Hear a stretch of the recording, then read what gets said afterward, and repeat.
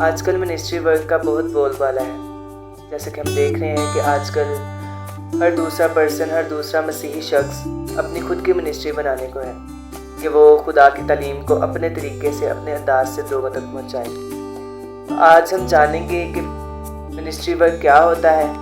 اور مسیحیت میں ministry work کی کیا اہمیت ہے۔ کرسچین منسٹری ورک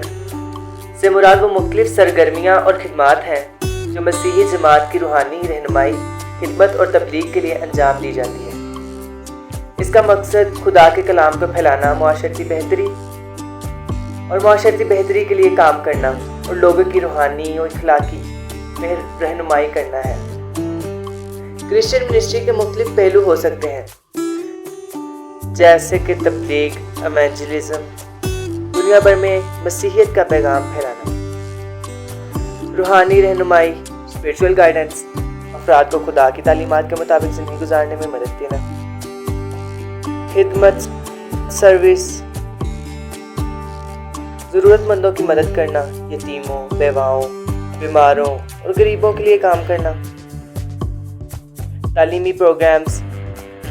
مذہبی تعلیمات، بائبل کی تفسیر اور مسیحی اقدار پر مشتمل کلاسز یا ورکشاپس کا انعقاد کرنا، دعائیہ خدمات، پریئر منسٹری،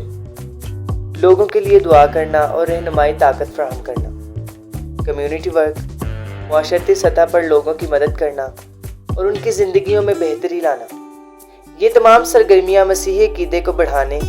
اور لوگوں کو روحانی، جسمانی اور ذہنی بہبود کے لیے دی جاتی ہیں۔ God bless you.